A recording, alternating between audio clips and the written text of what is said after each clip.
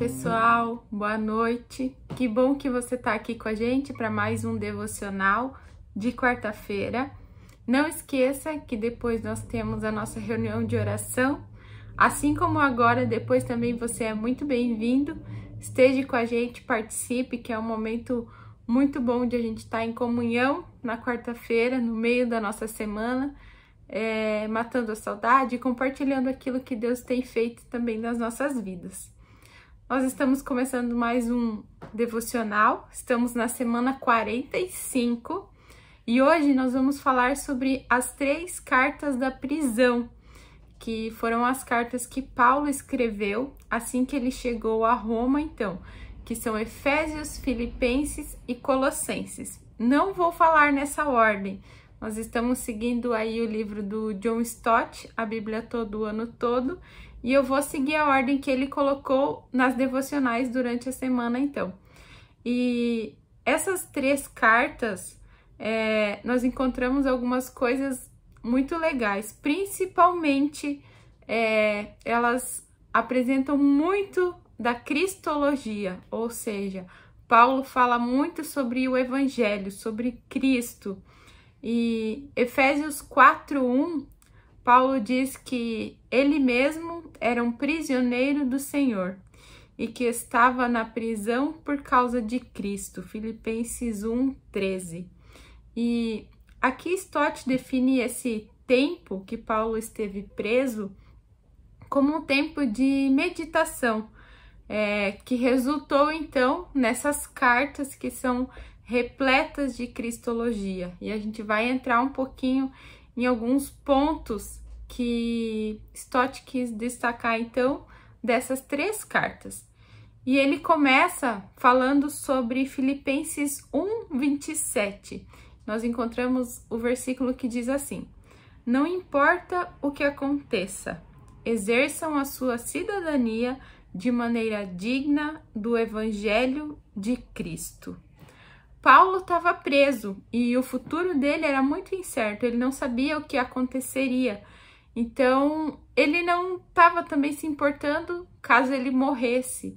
A preocupação de Paulo era com o evangelho, como ele se expandiria, como ele continuaria sendo proclamado através das outras pessoas, se isso estaria sendo feito da forma correta, a preocupação dele com as igrejas, com os irmãos, né? E com a expansão, então, do evangelho. Essa era a preocupação dele. E aí ele faz algumas exortações em Filipenses, dos versículos 27 a 30 do capítulo 1. E aqui Stott coloca, então, 5 exortações. E a primeira delas é onde Paulo pede que os cristãos vivam de maneira digna do evangelho. Ou seja, ele estava preocupado que as pessoas estivessem proclamando o evangelho, mas não estivessem agindo dessa mesma forma. Então, aqui ele deixa claro que não pode ter diferença daquilo que nós falamos com aquilo que nós somos, com os nossos atos. Então, não pode haver diferença entre aquilo que dizemos e aquilo que somos.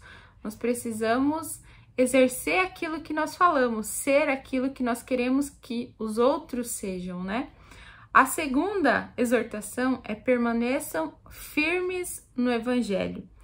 Hoje, essa firmeza doutrinária e ética, ela está muito em falta. E essa era uma preocupação de Paulo também, que as pessoas permanecessem firmes.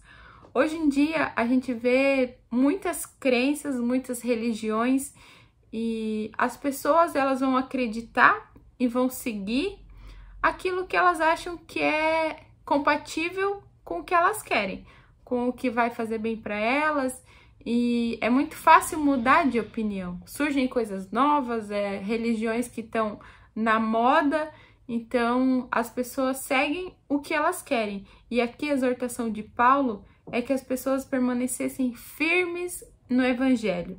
Existiam os falsos mestres também, então ele estava muito preocupado e ele queria que as pessoas permanecessem no evangelho de Cristo, acreditando naquilo que as pessoas estavam conhecendo, né? Estava sendo proclamado. A terceira exortação lutem pela fé do Evangelho. Aqui ele quer deixar claro que não basta apenas proclamar o Evangelho, mas é preciso defender ele, sustentar a sua veracidade, o quanto ele é real, o quanto ele é verdadeiro. É preciso lutar e defender isso. Hoje em dia a gente vê as pessoas defendendo muitos direitos, né? Enfim, não vem ao caso citar aqui, mas as pessoas defendem muitas coisas que elas acreditam. Então, o que Paulo estava querendo dizer é que as pessoas eram para lutar e defender a fé do Evangelho, essa fé genuína. A quarta exortação, trabalhem juntos pelo Evangelho. Paulo estava defendendo aqui a unidade, algo que é essencial do Evangelho, que as pessoas estejam unidas, que elas proclamassem isso dessa forma, em união. E a quinta exortação, estejam prontos a sofrer pelo Evangelho. Aqui os filipenses, eles foram testemunhas de toda a perseguição de Paulo e o quanto ele sofreu. E ele queria que eles entendessem que eles também sofreriam em algum momento. E eles eram para estar prontos para isso, prontos a sofrer pela causa de Cristo. E ele, assim como a gente falou no começo, ele não se importava com ele estar preso. Ele colocou que ele era um prisioneiro do Senhor e que ele estava na prisão por causa de Cristo. Mas essa não era a preocupação dele. A preocupação dele continuava sendo sempre com o Evangelho. Então, as pessoas poderiam sofrer pelo Evangelho e era para elas estarem cientes disso também. E um pouquinho mais para frente, mas também em Filipenses, Paulo fala sobre o viver é Cristo, né? Para ele diz que para mim o viver é Cristo, Filipenses 1:21. E hoje em dia muitas pessoas não têm essa noção. Quem não conhece da palavra, ainda não acredita nesse evangelho que nós acreditamos, eles acham que a essência do cristianismo é você crer naquele credo e viver uma vida reta, ou ir para a igreja, ou todas essas coisas juntas.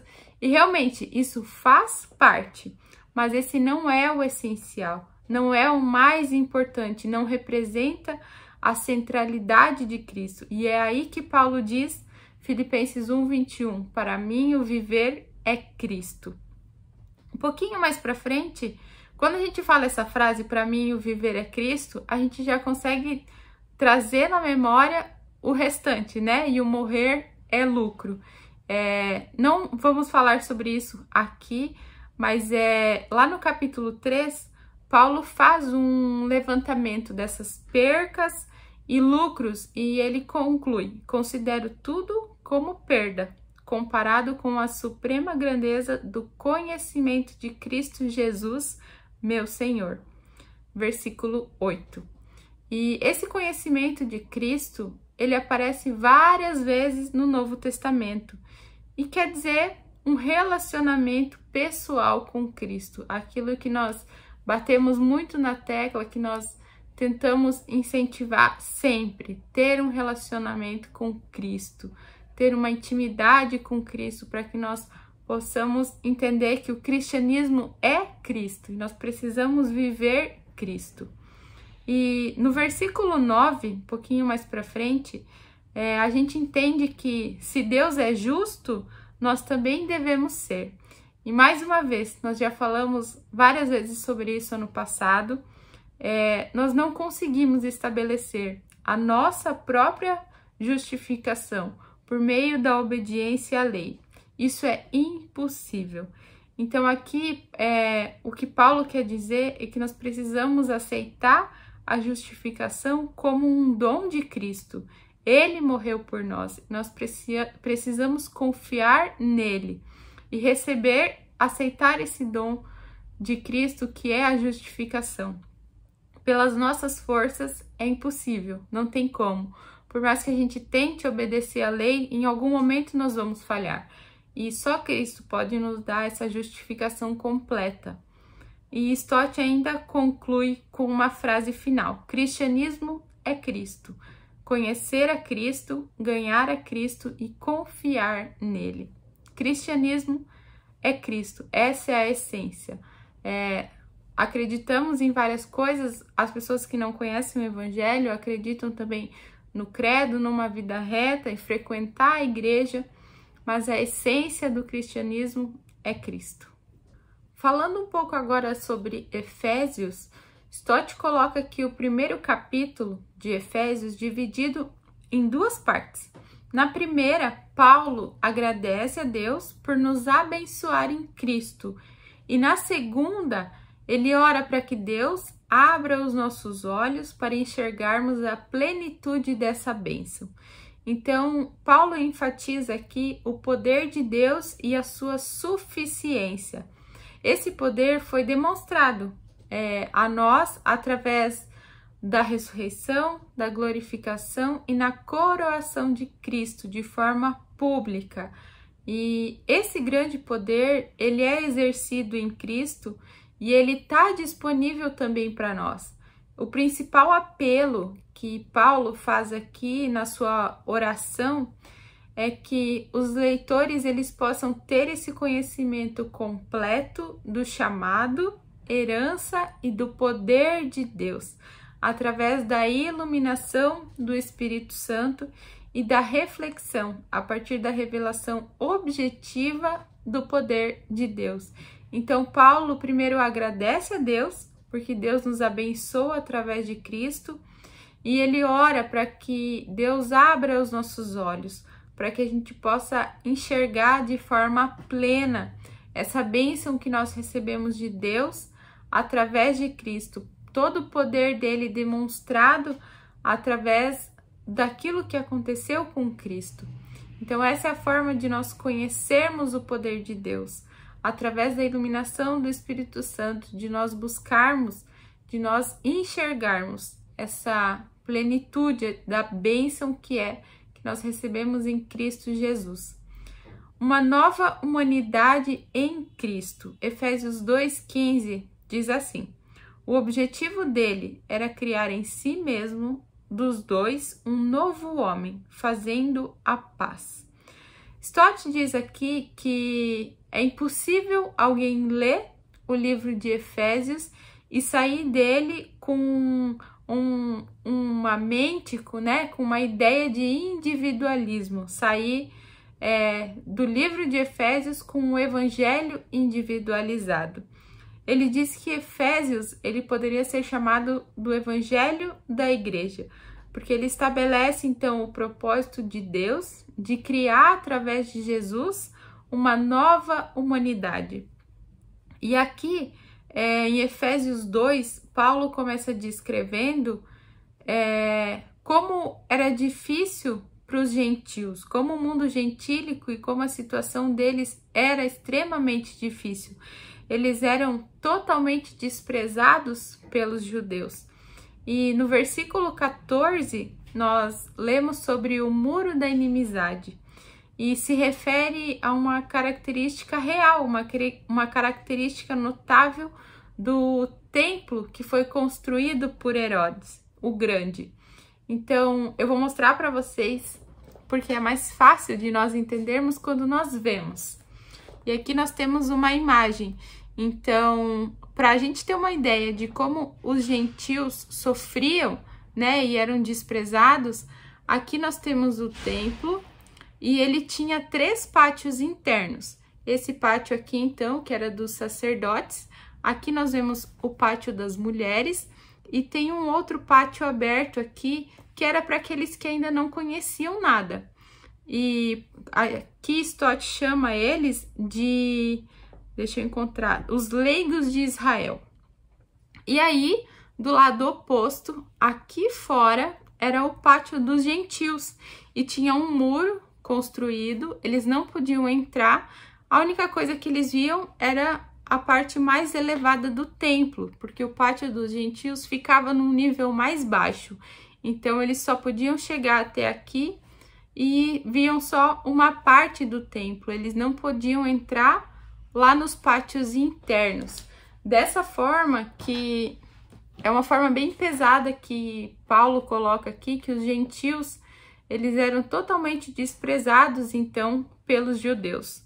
E o grande tema de Efésios 2 é que Jesus, por meio da cruz, ele quebrou essa barreira. Esse muro, ele foi destruído fisicamente mesmo, muito tempo depois, mas Jesus Cristo trouxe essa ideia de criar uma humanidade única, uma humanidade indivisível, com características de reconciliação, de unidade e de paz.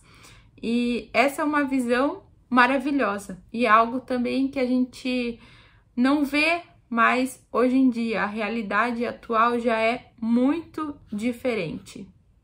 Nós sabemos que essa visão é muito diferente da visão que nós temos e da realidade que nós temos hoje em dia, porque a sociedade está cada vez mais individualista. O que importa é a minha felicidade, é o meu sucesso, e eu vou fazer o que for preciso para chegar aonde eu quero. E isso é o que difere muito disso que Paulo traz para nós. Nós criamos essas barreiras muitas vezes sem perceber, mesmo nós que conhecemos o Evangelho, que sabemos da unidade que Cristo trouxe, nós criamos essas barreiras com outras pessoas. E é aí que Paulo diz que essa é uma visão maravilhosa, de que Jesus veio para quebrar essas barreiras. Nós formamos uma única humanidade, uma humanidade que é unida através de Cristo, por Cristo Jesus. Então, que no nosso coração essas barreiras possam ser quebradas também e que a gente possa, agora, falando de Colossenses, pensar como Paulo. Em Colossenses 1:28, Paulo escreve: nós o proclamamos, advertindo e ensinando a cada um com toda a sabedoria, para que apresentemos todo o homem perfeito em Cristo. Nós não somos perfeitos, nós criamos essas barreiras também, mas esse é o nosso desejo, de apresentar todo o homem perfeito em Cristo, para que as pessoas conheçam e alcancem a maturidade em Cristo. E falando sobre a maturidade agora, lá em Colossenses, aqui o propósito de Paulo era mais do que um missionário. O propósito dele era apresentar todo o homem perfeito em Cristo. E se a gente entende que a maturidade cristã, ela diz respeito à nossa maturidade no relacionamento com Cristo, então, quanto mais clara a nossa visão dele, quanto mais nós nos convencemos que ele é digno dessa confiança, quanto mais nós conhecemos ele, mais nós vamos conhecer aquilo que ele quer que nós sejamos, a nossa identidade em Cristo. E o mercado religioso, hoje em dia, ele nos apresenta Jesus de muitas formas. Um Jesus que pode satisfazer qualquer um dos nossos desejos, atender qualquer uma das nossas necessidades. Você pode escolher qual Jesus você quer, o que você quer que ele atenda. E Paulo aqui, ele apresenta nos versículos 15 a 21 uma imagem do Jesus real, que esses outros Jesus que o mercado religioso oferece, nenhum deles merece a nossa lealdade, a nossa confiança, mas sim esse Jesus que Paulo traz aqui dos versículos 15 a 21, que é um Jesus que ele é retratado como a imagem visível do Deus invisível, o agente, o herdeiro da criação, o primogênito dentre os mortos, onde habita a plenitude de Deus, que reconciliou todas as coisas em Cristo. Nós devemos e podemos ver Jesus assim, nessa plenitude da pessoa divina, humana e da sua obra salvadora. Assim que nós temos que dar honra devida e desenvolvermos um relacionamento maduro com esse Jesus que tem todas essas características, que fez tanta coisa por nós. Então, vai muito além de um Jesus que atende às nossas necessidades ou que atende os nossos desejos. Nós precisamos ter um relacionamento maduro com esse Jesus que nós conhecemos, o Jesus do Evangelho. E é assim também que nós vamos desenvolver a nossa maturidade em Cristo.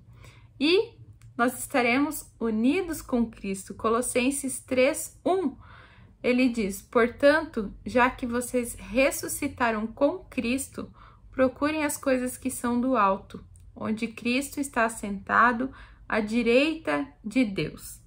Stott coloca que essa é uma passagem que ela ilustra a união entre a teologia e a ética.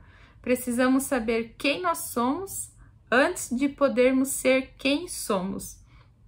E aqui Paulo menciona os quatro principais eventos da obra salvífica de Jesus: a sua morte, ressurreição, exaltação e parousia.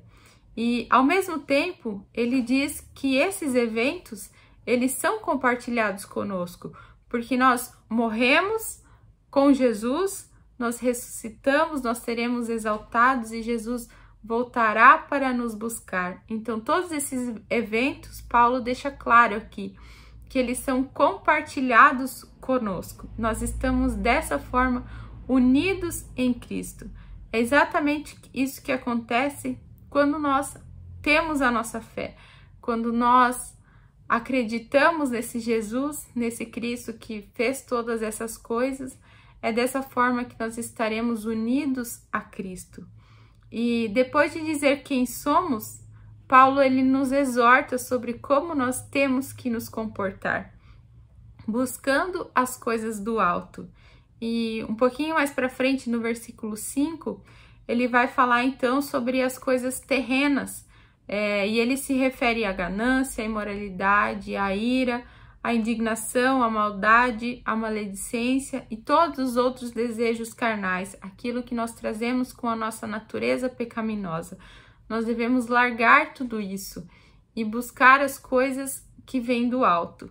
E aqui nós podemos entrar um pouquinho em Gálatas também, os frutos do Espírito, é isso que nós devemos buscar, aquelas características que Cristo gera em nós. E algo que diz sobre Cristo também é que ele era manso e humilde. Então é isso que nós devemos buscar. E para isso nós precisamos nos lembrar quem nós somos, para então nós nos comportarmos de acordo. Nós precisamos buscar o verdadeiro Cristo.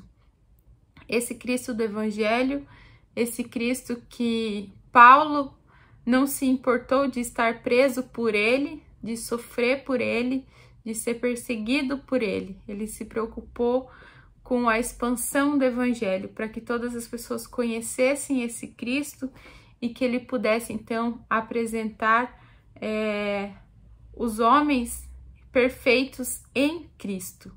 Nós não podemos fazer nada para sermos perfeitos, para sermos justos, mas Cristo pode fazer em nós.